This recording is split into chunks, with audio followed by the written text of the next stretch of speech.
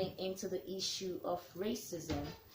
And here with us are our younger brothers, Aaron, who will join us later. Right now we have Josh. He's in his final year in high school. So Josh, I know you've encountered racism before, right? Do you mind sharing that with us? It was precisely on my 16th birthday when I had my racist encounter. When I could truly say I'd gone through something where I had to defend myself as a black young male, right? So I started off morning with me and my brother busing to McDonald's in Richmond Hill. And in that situation, we were buying coffee, and I decided to put my shoes down because I had basketball practice after school.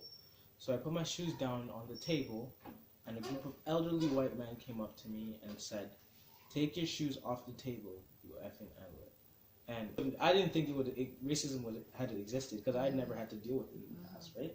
So I was incapable of expressing myself in a way where I could convey my feelings and not lash out and fit the stereotype of angry young black kid, right? Exactly. So I decided to take a cool, sit down, look at my options, and I said, I'm not going to sit here and let myself be discriminated against.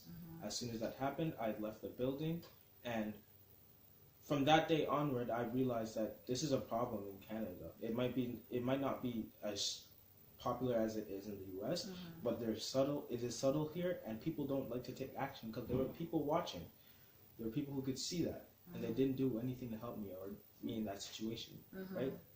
I just feel like as young black males and young black people, face discrimination, we should be able to have people who can stand up for us and not turn a blind eye, because this is a real problem in society, right? That's true. Yeah. After that encounter, how did you cope with it? Coping, well, I was on the bus after that. I was really shocked as to because I've never had to deal with anybody ever being that way to me, and it just gave me a glimpse of how the real world would actually be, right? Because there are people out there who do not want to see you succeed, who do not want to see you thrive as a young black person, or even as any color, right? Yeah. There's always someone who is out there to get you. So with that mindset and seeing how the world really was, because this is my 16th birthday. This is where you get your 16th, where you get your driver's license. It's like entry into the adulthood. Yeah. And I took it upon myself as this is how I'm going to act, and this is how I'm going to portray myself, and I'm going to be a better person. I am not going to end up in a situation where white people can have power over me with their words.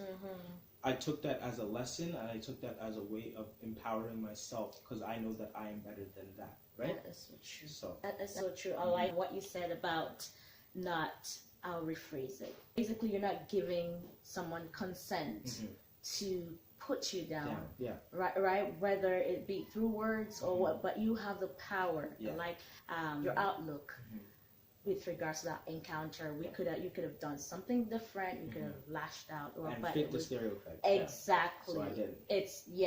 It's not fitting the stereotype. It's showing the other person, should I say the abuser in this sense, it's showing them that, hey, you don't have power over me. I have power.